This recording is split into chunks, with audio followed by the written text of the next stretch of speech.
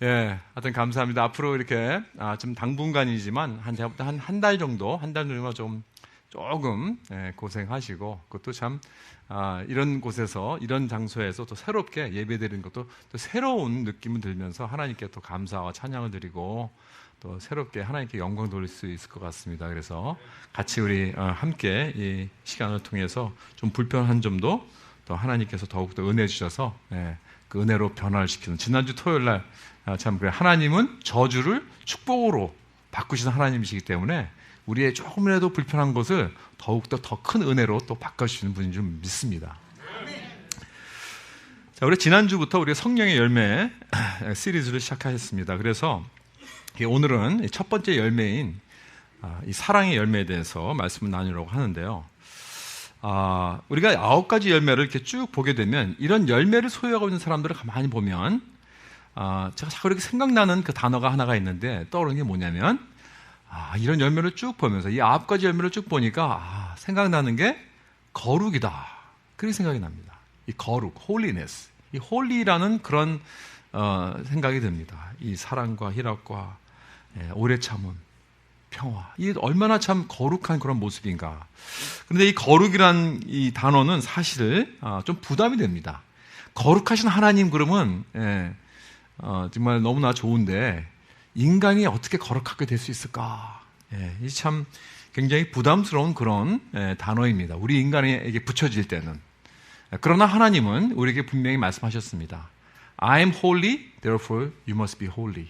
Be holy, for I am holy. 내가 거룩하니까 너희들도 거룩하라는 하나님의 명령입니다. 이건 초이스가 있는 게 아니에요. 그래서 비록 우리는 지금은 거룩하지 않지만, 지금은 희미하게 보이지만, 여기 말씀이 나온 것처럼 지금은 너무나 연약하고 우리는 어린아이 같지만 점진적으로 더욱더 이 사랑의 열매 또 이 성령의 열매를 통해서 주님 앞에 거룩해지는 그러한 저와 여러분 될 수 있기를 주님의 이름으로 축원합니다. 우리가 이 사랑의 열매를 우리가 맺는다 하는 것을 우리가 논하기 전에 우리가 사랑에 대한 말씀을 많이 들었습니다. 왜? 우리 크리스천으로서 가장 중요한 캐릭터는 사랑이 되어야 됩니다. 그렇죠? 우리 기독교는 이 사랑에 대한 것이다. 왜? 하나님은 사랑이시니까. 그래서 이 사랑이라는 말씀을 여러분들 너무나 수도 많이 없이 들으셨을 것입니다. 그래서 저는 오늘 이 말씀을 놓고 우리가 사랑에 대해서 어떻게 하면 우리가 사랑할 수 있을까 하는 것을 뭐 여러 가지로 말할 수 있지만 오늘 사랑장을 우리가 보면서 사랑의 근본, 왜 우리가 사랑을 해야 되는가? 사랑의 충동, 어디서 우리의 사랑이 나와야 하는가? 이런 사랑의 이 바탕과 기본을 가지고, 이 파운데이션을 가지고 여러분과 은혜를 좀 나누고 싶습니다. 그래서 뭐 이렇게 하라 그런 것보다는 이런 어떤 애플리케이셔널한 어떤 이렇게 우리가 적용할 수 있는 어떤 그러한 말씀보다 그저 우리가 사랑의 백성이 되어야 하는 그 원인, 그 소스를 우리가 한번 오늘 푹 받으면서 더욱더 그것이 우리의 삶의 충동이 되어서 사랑의 열매를 맺지 않으면 배기지 못하는 그러한 좀 은혜로 우리가 인도해 나가기 원합니다. 그래서 성령의 열매는 여기서부터 시작이 됩니다. 이 파운데이션에서부터. 즉 다시 말해서 여러분 우리가 은혜의 복음을 안다면 나는 예수 그리스도가 나를 이미 받아주셨고 나의 모든 죄가 다 예수께 옮겨졌고 그의 의가 나의 의가 되어서 하나님 보시기에 나는 완전히 이 거룩한 그러한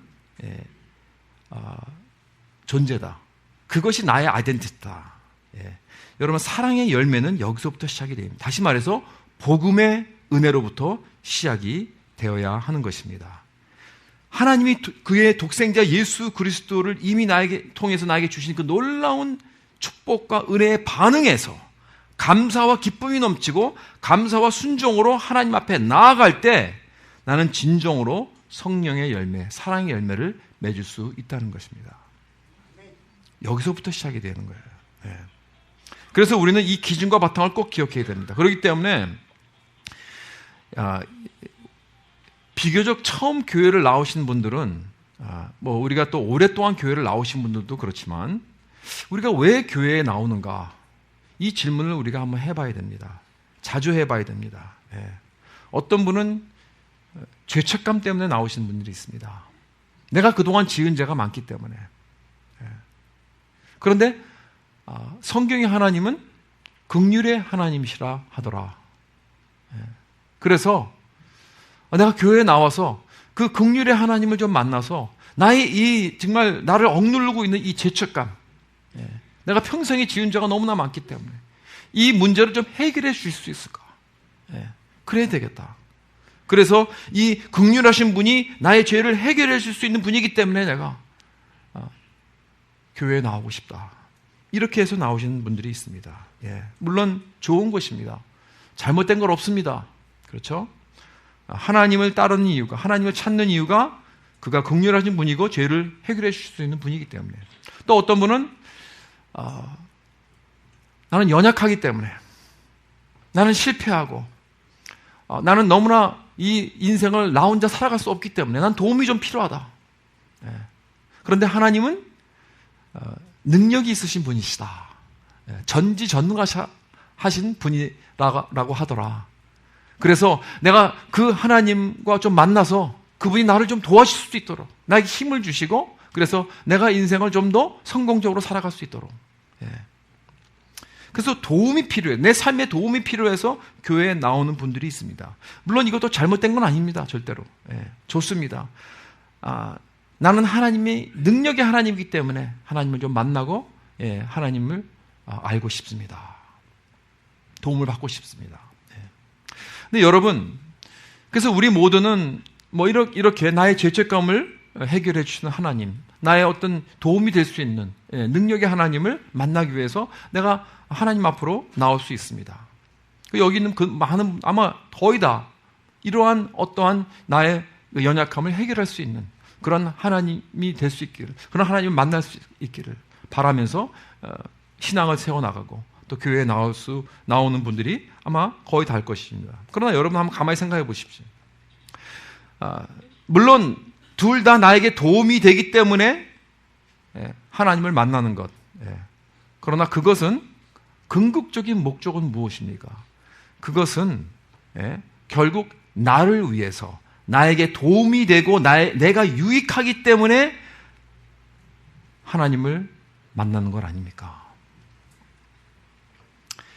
물론 모든 크리스천은 적어도 처음에 예수를 믿고 교회에 나오는 이유는 나에게 유익하기 때문에 나오는 것이겠죠. 나와 내 가족에 도움이 되니까. 심지어는 어떤 교회는 그럽니다. 나는 천국 가기 위해서 믿습니다. 그래요.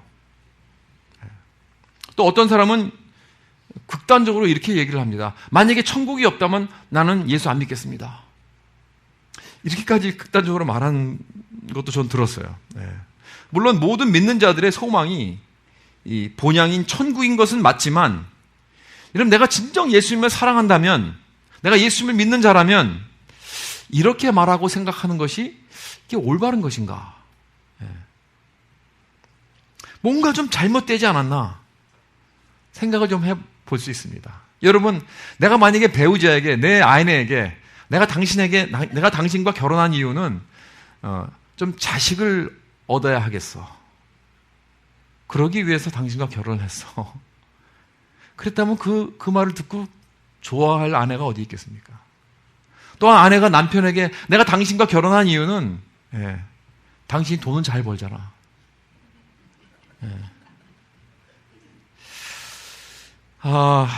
그렇습니다. 여러분, 이런 식으로 결혼을 우리가 생각한다면 그 결혼은 뭔가 문제가 있지 않습니까?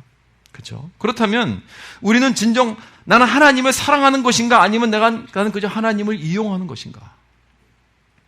하나님을 만나고 싶어서 교회를 나오는 것인가, 아니면 그저 하나님이 필요하기 때문에 교회에 나오는 것인가? 우리 자신에게 물어봐야 합니다. 여러분, 내가 진정 하나님을 사랑하는 이유가 하나님은 하나님이시기 때문에 사랑할 수 있나요? 순수히 그저 하나님은 거룩하시기 때문에 내가 사랑할 수 있나요?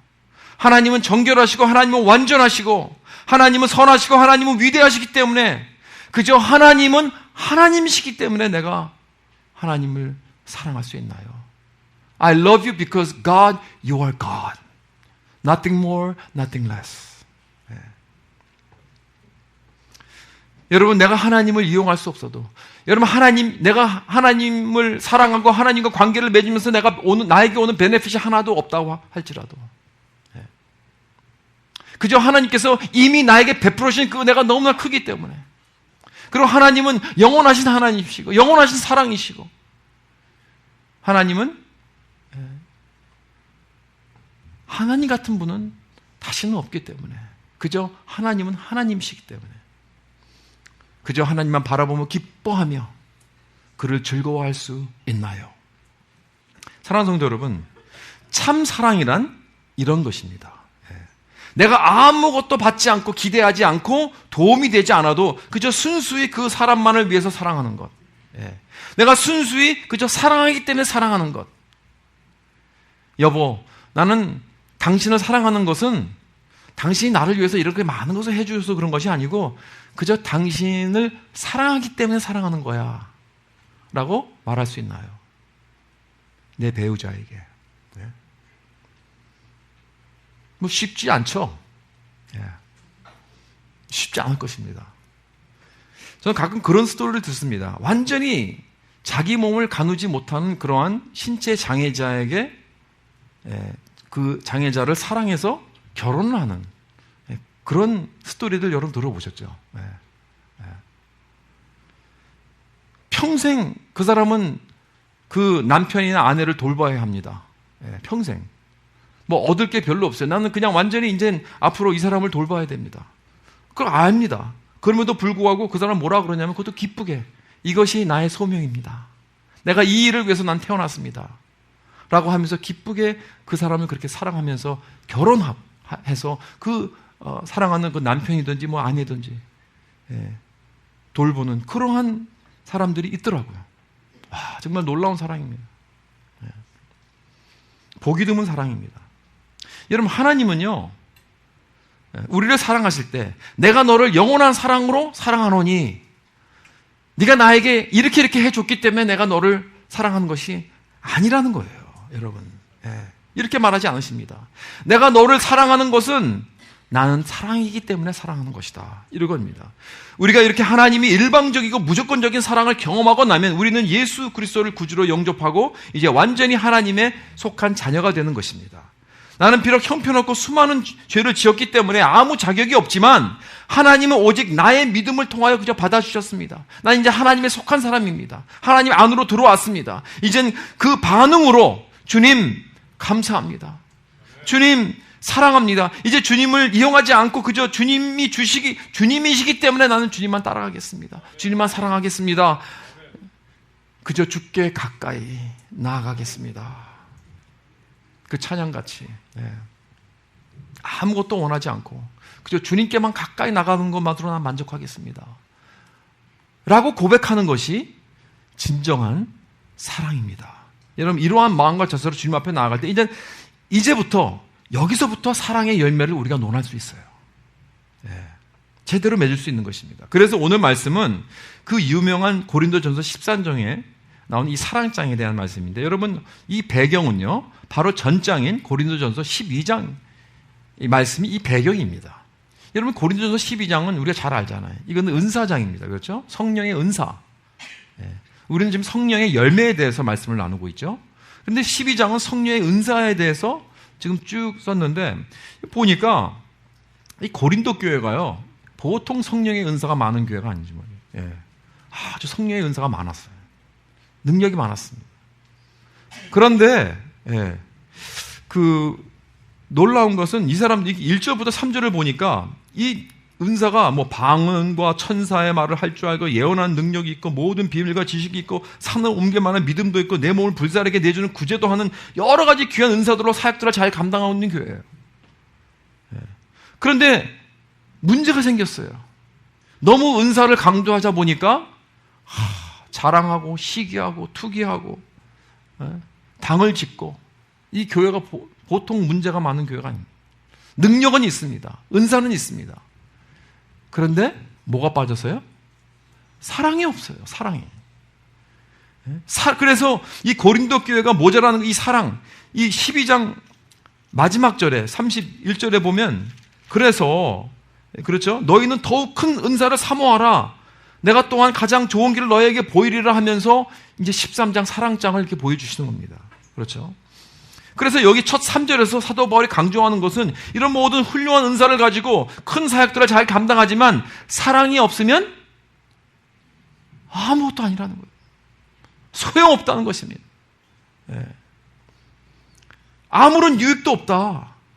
소리나는 구리와 울리는 괭과리가 된다는 말까지 합니다. 여러분, 옛날에는 이 고린도시에서 가끔 이런 소리가, 이 구리, 이 차임 소리와 괭과리 소리가 나요. 동네에서. 어디서 나오는 소리인가?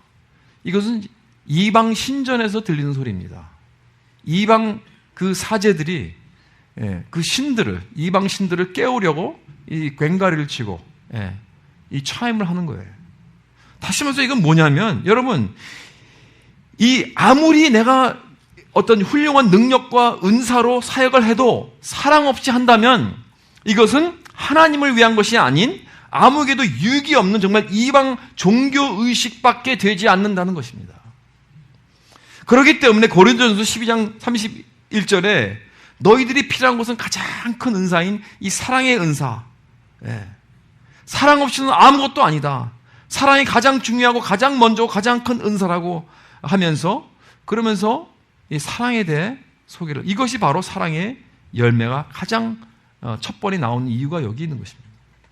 그러면서 4절부터 7절까지 보면 사랑에 대해서 설명을 하는데, 이걸 보면 정말 너무나 주옥 같은 말씀이죠. 사랑은 오래 참고 사랑은 온유하며 시기하지 아니하며 자랑하지 아니하며 교만하지 아니하며 무례히 행하지 아니하며 자기 유익을 구하지 아니하며 성내지 아니하며 악한 것을 생각하지 않으며 불의를 기뻐하며. 여러분, 이 모든 말씀이 성령의 열매를 생각나게 하지 않습니까? 그렇죠? 성령의 열매.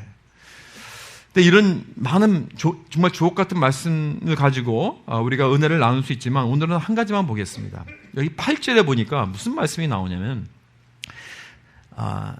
우리 7절에는 모든 것을 참으며 모든 것을 믿으며 모든 것을 바라며 모든 것을 견디니라. 그리고 8절에 사랑은 언제까지나 떨어지지 아니하되 그랬습니다.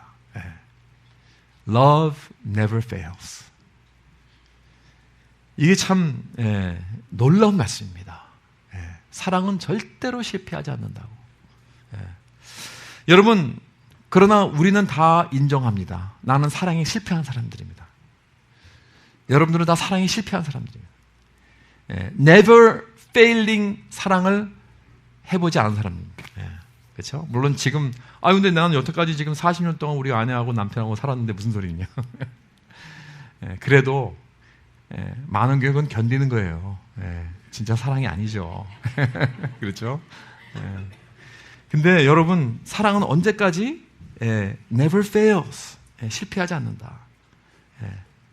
여러분, 내가 사랑하던 사람이 더 이상 내 필요를 충족해 주지 못해서 내가 그를 사랑하는 것을 중단한다면 그것은 처음부터 애초부터 사랑이 아니었습니다.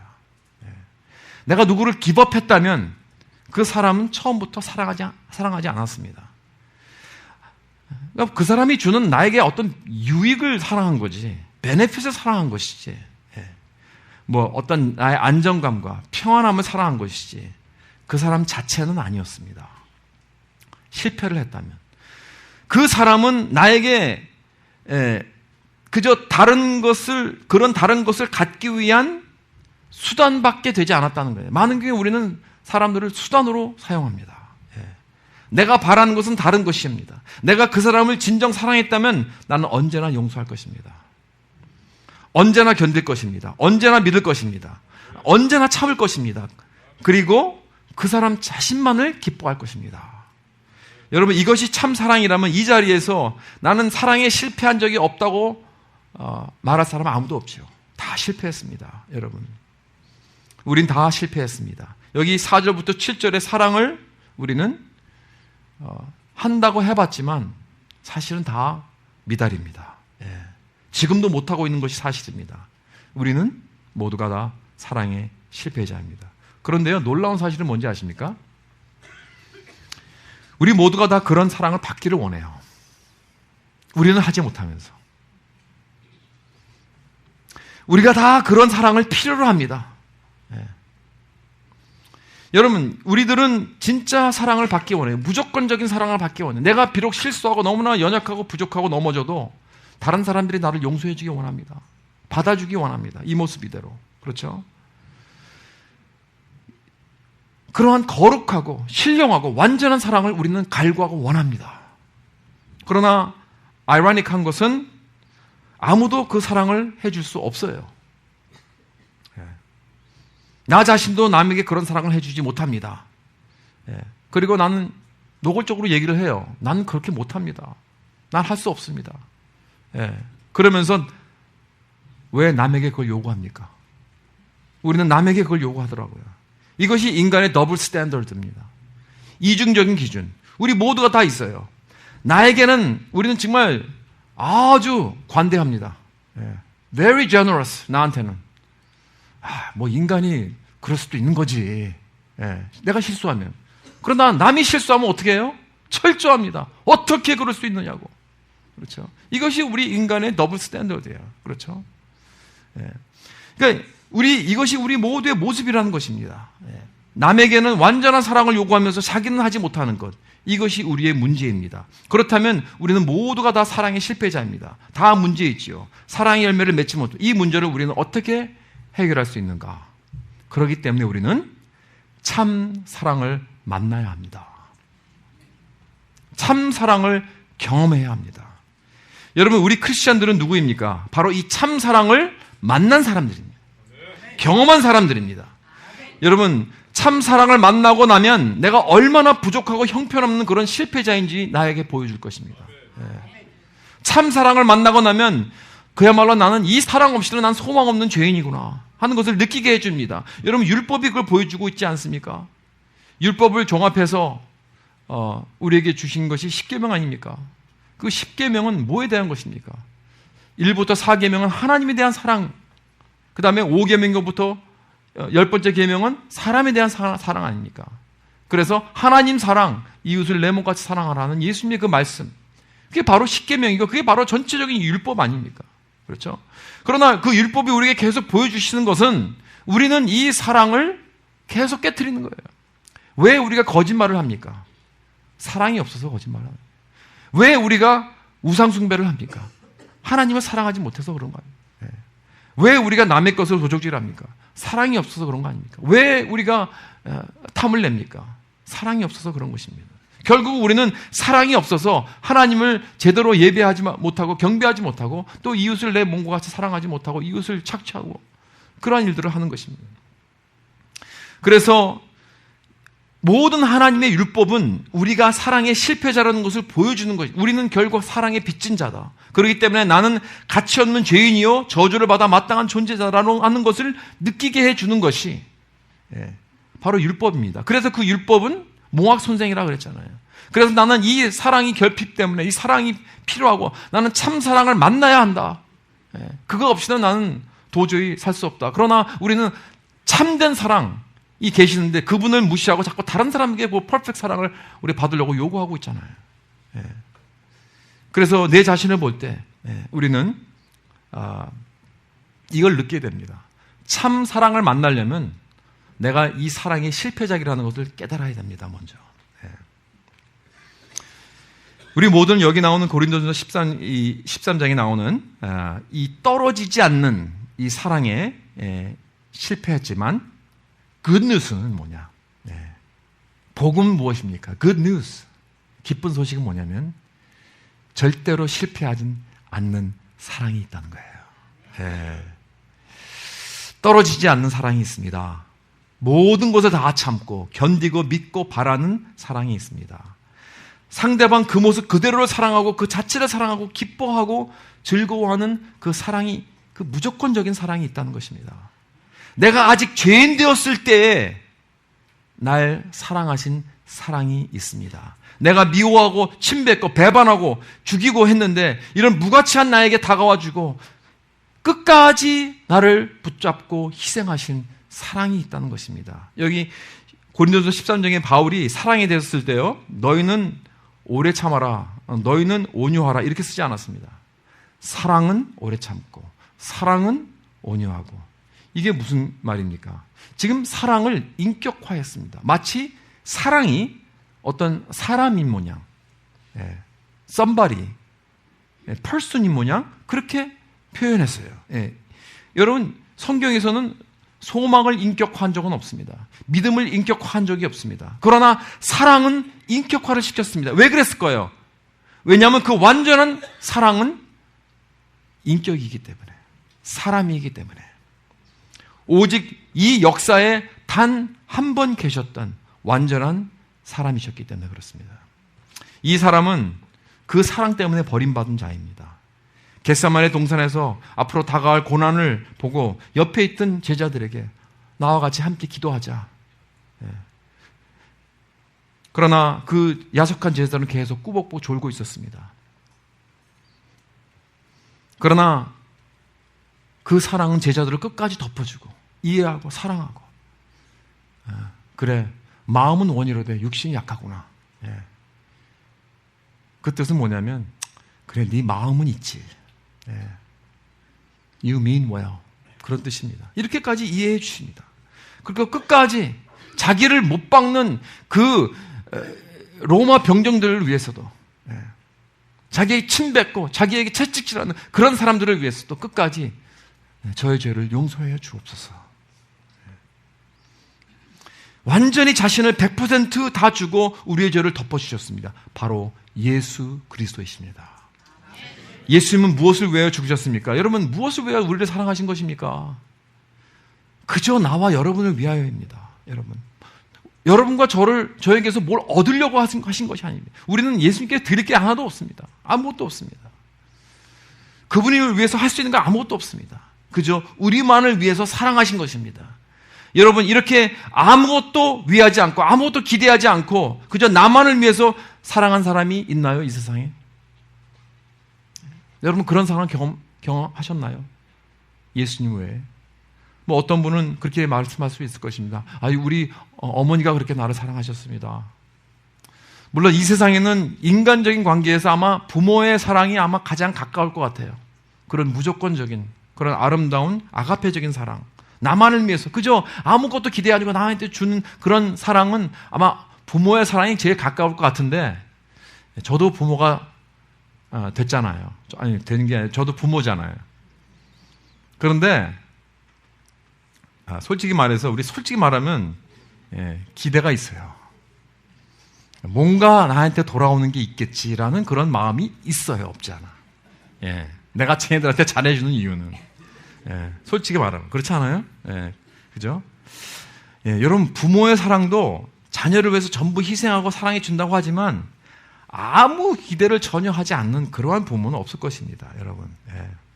또 특히 이제 점점 나이가 들면서 노약해지면서 자녀들을 의지할 수밖에 없더라고요.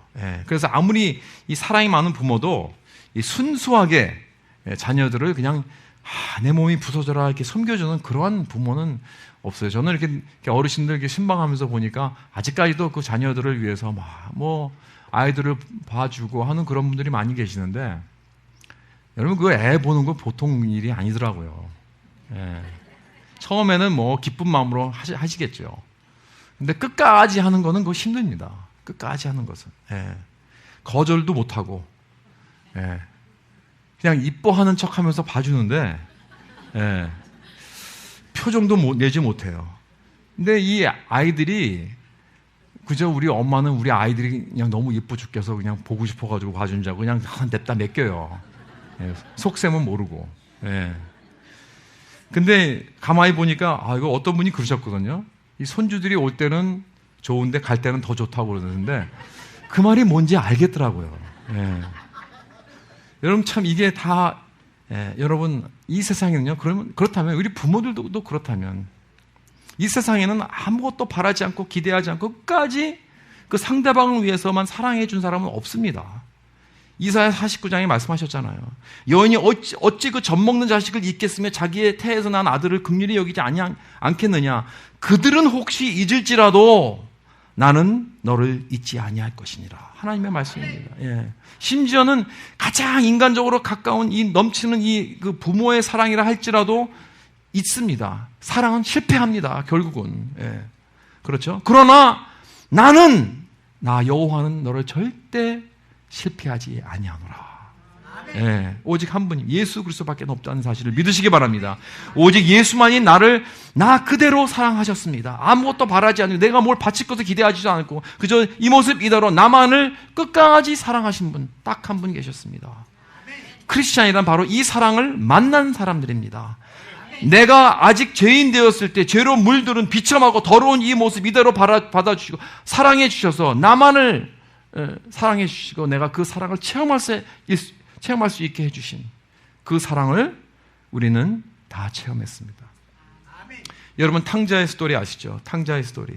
탕자에서 그 탕이라는 그 뜻은 영어로 말하면 prodigal, 우리나라 prodigal. 이것은 아주 그냥 아끼지 않고 다 써버린 웨이스트한 그런 뜻이에요. 이 탕. 그래서 탕자. 그 아들이 뭘 다 써버렸죠? 아끼지 않고? 아버지한테 받은 유산을 다 왕창 허랑방탕하면서 그 탕이 그 탕 같아요. 그렇죠? 그 탕, 완전히 다 그냥 막 아끼지 않고 다 써버려가지고 나중에 어떻게 돼서 폐인이 돼가지고 거지가 되어가지고 돌아왔습니다. 그런데 아버지가 어떻게 이 아들을 받아줍니까? 아버지도 또 아끼지 않고 낭비스러운 그냥 완전히 그 사랑과 은혜로 부어줍니다. 신발을 신겨주고 반지를 끼워주고 옷을 입혀주고 송아지를 잡고 여러분 이렇게 이 돌아온 이 아들을 죄짓고 돌아온 아들을 전혀 받아 마땅하지 않은 이 아들을 그렇게 사랑과 은혜로 그냥 부어주시는 이 아버지 이 아버지를 이 팀 켈러 목사님이 prodigal father이라고 그랬어요. 탕부. 근데 그 탕은 다른 뜻입니다. 이런 사랑에 그냥 아끼지 않는 사랑으로 아끼지 않는 이 은혜로 이 바로 이 아버지가 누구를 말하고 있는 거예요? 누구예요? 이분이? 우리 하나님 하십니다. 그래서 그분이 쓴 책이 Prodigal God 그렇게 썼어요. 탕 하나님.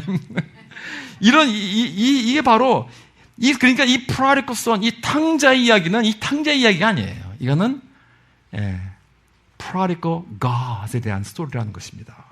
여러분 이 사랑을 경험한 사람은 겸손해질 수밖에 없습니다. 그 사랑이 날 세워집니다. 여러분 그 사랑은 이 딱딱한 나의 마음을 녹여줍니다. 나를 영원히 바꿔줍니다. 그리고 처음으로 하나님을 제대로 사랑할 수 있는 것입니다. 왜? 그런 놀라운 사랑을 체험했기 때문에. 하나님이 나에게 주시는 것 때문에가 아니고 하나님이 나에게 뭘 베네핏을 주시고 나를 유익을 주시고 축복을 주셨기 때문이 아니고 그저 순수히 그분이 누구시고 그분이 어떤 분이시라는 것을 그것 때문에 여러분 이 하나님 아버지의 사랑이 우리 모두를 이기게 한 것입니다. 이 사랑 안에서 우리는 거해야 합니다. 이 사랑을 경험하고 난 후에는 절대로 우리는 옛 생활로 뒤돌아가지 못합니다. 이 아가페 사랑을 경험하고 난 후에는 우리가 그 사랑으로 이제 하나님을 사랑하고 남을 사랑할 수 있는 그러한 참된 사랑을 낳게 된 것입니다. 그 전에 한번 말씀드린 한 이야기를 하고 마치겠습니다. 1999년에 만든 영화 중 하나가 이 Three Seasons이라는 영화가 있는데, 그 1970년도 이제 베트남 전쟁이 끝나고 이 호치민 시리에서 일어난 한 세 가지 일을 놓고 이제 영화화한 그 영화인데, 베트남계 미국 사람이 만든 건데 참 이게 인디펜던트 영화가 아마 많이 알려지진 않았지만 국제 영화에서 상을 많이 탔습니다. 그런데 이 배경은 뭐냐면 이 호치민 도시에서 굉장히 서양화되고 가고 있는 이 호치민 도시에서 이 두 남녀가 있습니다. 하이 앤 랑. 아주 가난한 사람들입니다. 하이는 어떤 남자냐면 이 그 릭샤 그 택시를 끌고 다니는 자전거 택시 타는, 여러분 베트남 가보시면 알겠지만 자전거 택시들이 있습니다. 그 운전하고 다니는 사람입니다. 그리고 라는 미모의 창녀입니다. 그러니까 둘 다 삶의 갈망을 채우지 못하고 찌들리게 가난하게 살아가는 사람들이었습니다. 그러니까 하이는 란을 사랑합니다. 그러나 돈이 없어요. 그러나 란은 그 힘들고 지겨운 그 어려운 창녀의 직업을 통해서 가난을 벗어나려고 애를 써봤지만 오히려 고난과 학대의 소용돌이에서 벗어날 수 없습니다. 그래서 그녀가 바라는 건 뭐냐면 그저 에어컨 나오는 좋은 호텔에서 아무 손님도 대하지 않고 그저 깨끗하게 하룻밤 푹 자는 것이 그녀의 소박한 꿈이었습니다. 그래서 이제 하이같이 가난한 사람들은 찾아보지 않습니다. 자기 꿈을 이루어줄 사람이 아니니까. 그러나 하이는 란을 매일 밤 그 호텔에서 기다리고 있다가 끝나면은 무료로 집에 태워다 줍니다. 그거밖에 할 수 있는 것이 없으니까. 이때 하이는 이제 이 자전거 시합에 나가게 됩니다. 그 자전거 시합에 나가는데 거기서 이기면 200불 상금이 있어요. 그 당시 200불이면 큰 돈입니다. 그래서 나가서 열심히 시합을 해서 가까스로 기적적으로 이겼어요. 이겨가지고 200불이라는 큰 돈을 탔습니다. 여러분, 이 하이가 이제 200불을 큰 돈을 탔으니까 이 돈을 가지고 뭘 할까요? 란을 하룻밤 삽니다. 그래서 그녀를 최고급 호텔로 데리고 갑니다. 자, 여기서 이제 영화 관중들은 여기서 무슨 일이 일어나겠구나, 뭐 이런 걸 기대하겠죠. 그런데 여러분, 참 놀라운 일이 벌어지는데 거기서 하이는 란에게 예쁘게 그 포장지한 이 선물을 건네줍니다. 그걸 포장지를 뜯어보니까 아주 그 예쁜 잠옷이에요. 이게 란 한 번도 이런 예쁜 그 비싼 이 잠옷을 입어본 적이 없습니다. 그래서 하이가 란에게 그럽니다. 난 당신에게 손 하나 까딱 타치 안 하겠습니다. 그저 그 예쁜 잠옷을 입고 여기서 푹 자는 모습을 내가 봐도 됩니까? 그것만 내가 바라겠습니다. 그래서 그녀는 그 예쁜 그 잠옷을 입고 그날 밤 거기서 푹 잡니다. 자기 소원이 이루어진 거죠. 그리고 밤새도록 하이는 그 모습을 지켜만 보고 있었습니다. 아침에는 아주 또 근사한 아침을 또 오더를 해가지고 방에서 다 대접을 합니다. 그리고 이제 서로는 헤어지는 것입니다.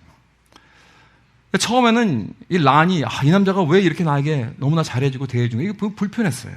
도대체 이 목적이 무엇인가? 그런데 나중에 결국 깨달았습니다. 아무 기대하는 것이 없이 그저 그 많은 돈을 사용을 해서 나에게 이렇게 정성껏 나를 섬겨주고 나를 사랑하는 그 모습으로 나타난 그 남자에게 그 진심을 깨달았습니다.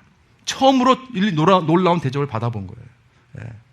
그렇기 때문에 정말 인간으로 태어나서 참 존엄성을 느꼈고, 나도 인간다운 인간을 지금 인간의 그 모습과 그 인간의 대접을 받아봤구나. 그리고 처음으로 이런 사랑을 받아봤구나. 정말 무조건적인 사랑, 이런 깨끗한 사랑, 아무것도 바라지 않고 그저 자기가 평생 그 꿈꾸던 그 꿈을 이 남자가 이루어줬다는 것을 깨닫게 됩니다. 그리고 난 후 뭔가 바뀌었어요. 란은 다시는 창녀의 생활로 돌아가지 않습니다. 돌아가지 못합니다. 왜냐하면 생전 처음으로 누가 자기의 그 돈과 권력으로서 자기를 이용하지 않고 순수하게 자기를 섬겨주었기 때문에 이제 처음으로 사람이 된 것 같은 그런 존엄성을 경험하고 난 후에는 다시는 옛 죄의 생활로 돌아가지 않습니다. 영혼이 변화되었습니다. 무엇으로? 낭비적이고 아끼지 않는 넘치는 하이의 사랑과 은혜로. 사랑하는 성도 여러분, 이게 복음입니다. 우리 주 예수 그리스도는 이 세상의 모든 권력과 능력을 소유하신 분이십니다. 그러나 죄로 물든 우리를 보시고 자기 자신을 비워서 사람이 되어 오셔서 종이 되어서서 우리를 찾아와서 섬겨주셨는데 수건을 두르시고 제자들의 발까지 씻으셨습니다. 마가복음 10장에 인자가 온 것은 섬기를 받으려 온 것이 아니라 대신 우리를 섬기고 우리를 위해서 대속물로 주려 오셨다고 했습니다. 여러분, 예수님은 돈을 주고 호텔방을 산 것이 아니라 십자가에서 자기 목숨을 내어주고 우리 마음 안에 가장 깊은 곳에 방을 사셔서 우리가 그 안에서 안식을 얻게 하신 것입니다. 그래서 우리가 그의 놀라운 사랑을 경험하고 나서는 다시는 옛 죄의 삶으로 돌아가지 않도록 말입니다. 그렇기 때문에 우리가 성령의 열매를 행동으로 옮기기 전에 우리가 먼저 이 참 사랑을 만나야 합니다. 내가 그 완전한 사랑을 경험하게 되면 나는 다시는 옛 죄의 생활로 돌아가지 않을 것입니다. 나는 참 사랑을 가지고 그 놀라운 사랑을 경험한 모험으로써 하나님 앞에 이제 나아갈 수 있습니다. 하나님은 먼저 이런 사랑으로 나아가서 사랑으로 주님 앞에 반응하고 나서야 내가 내 이웃을 이렇게 참 사랑으로 대할 수 있게 되는 것입니다. 그래야 해서 사랑하는 성도 여러분, 모든 것을 참고 모든 것을 믿고 모든 것을 바라고 모든 것을 견디는 그러한 참 사랑으로 하나님을 사랑하며 내 주위의 사람들을 사랑하는 그런 저와 여러분 될 수 있기를 주님의 이름으로 축원합니다. 다 같이 우리 기도하시겠습니다.